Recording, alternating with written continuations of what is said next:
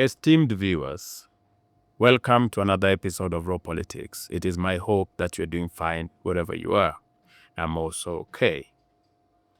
If you are a keen follower of local politics, you already know that members of parliament, be they at the Senate or National Assembly, spent the entire day yesterday attacking one William Ruto and Raila Odinga. The MPs didn't have very kind words. They didn't just throw tantrums. They gave ultimatum and never even stopped there. They even issued threats, not even coded ones, open threats, with some even saying they were ready to table a motion to discuss the conduct of the president.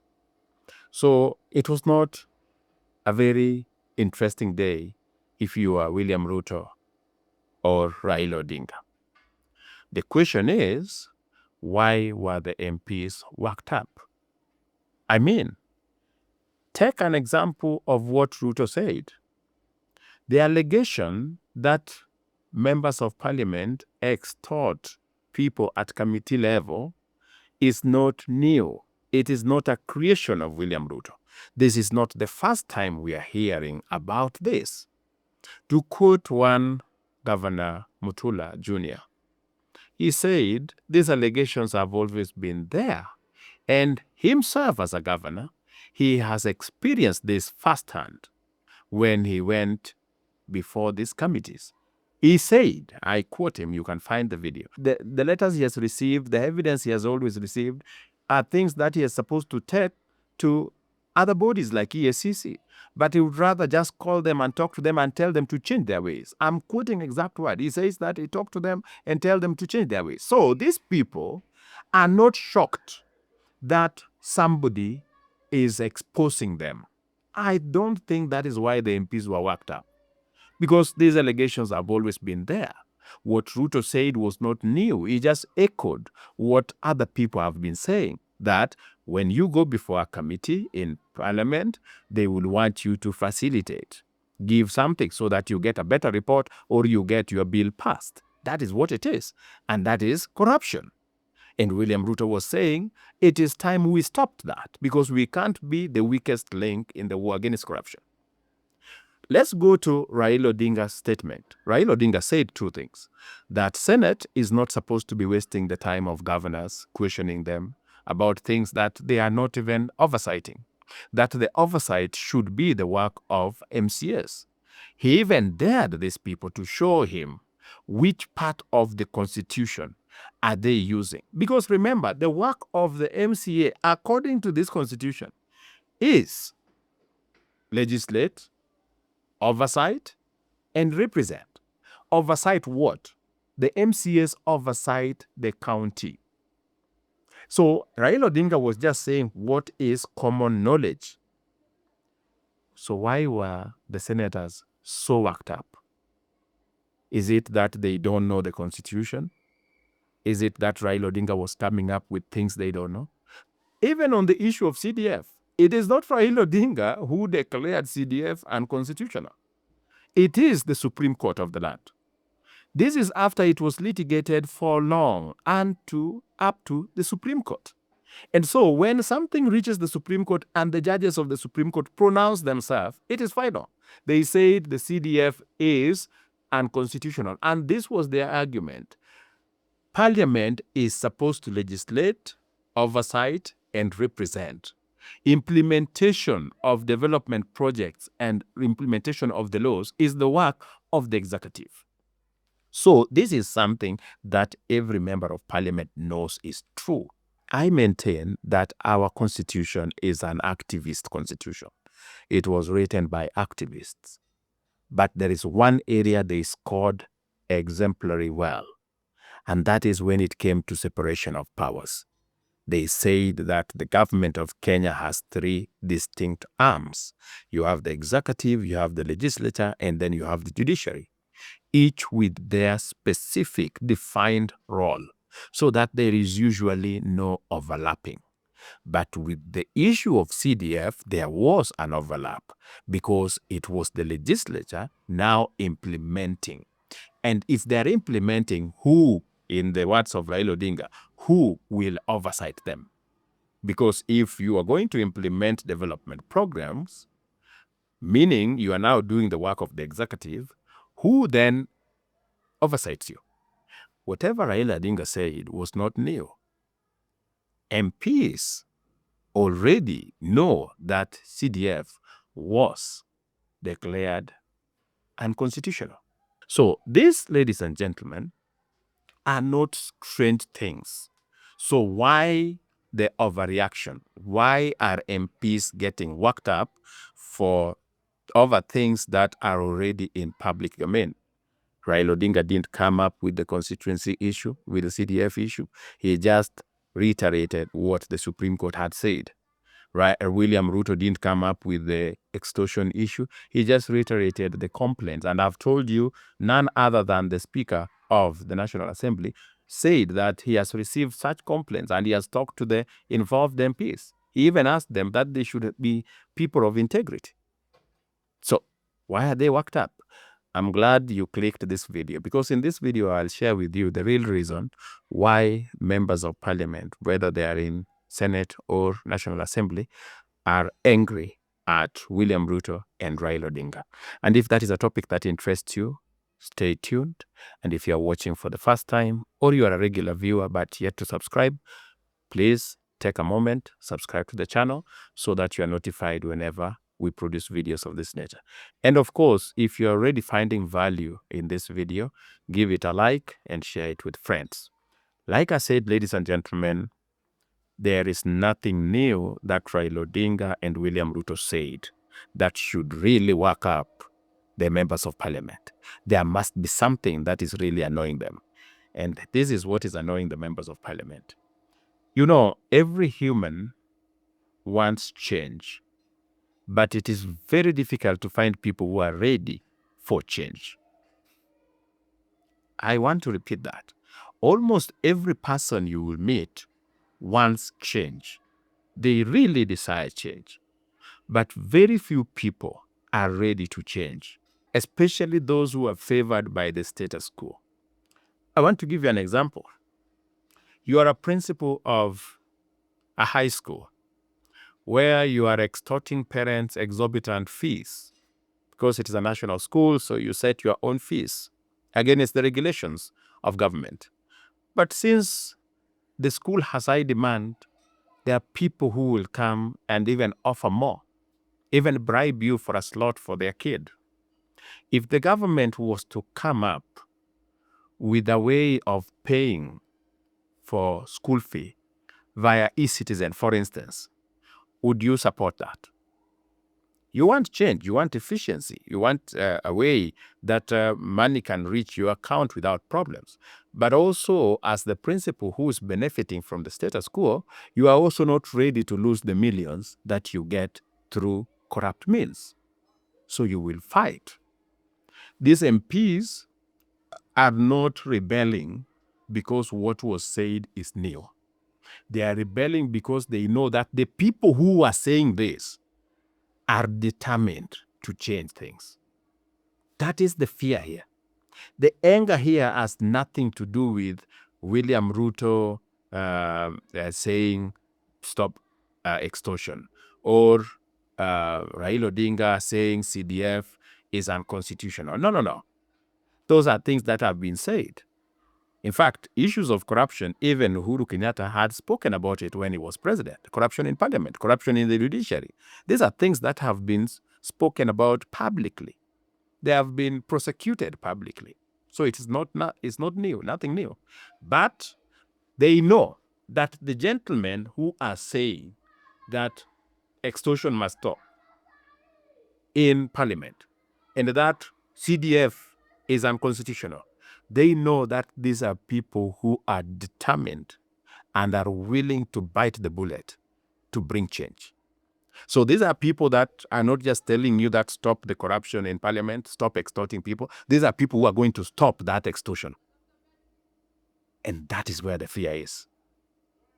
That is why MPs, irrespective of their political differences, were united in attacking William Ruto and Raila Odinga. They didn't do this because of anything else, but because they know that these two people are determined to bring real change. Everybody wants change. Everybody is against corruption in Kenya. Everyone. You meet them, they will tell you they hate corruption. But when corruption favors them, they will be the first to defend it and protect it. Whether it is getting a job, someone who tells you they hate corruption will find money and bribe their way to get a job. At that time, they don't think that is corruption. But if it is another person doing it, they will call it corruption. So we've reached a level where all of us hate corruption, but we are not ready to stop the corruption as long as it is favoring us. That is what is going on, ladies and gentlemen.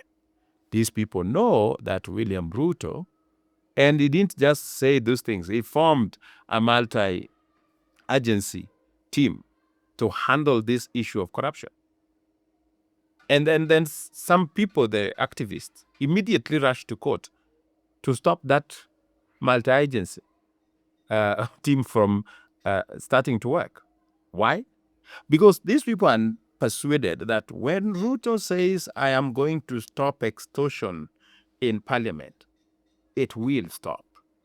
They also know that when Raila insists that CDF must go to the county or become a national government thing, the MPs have no business being in the CDF.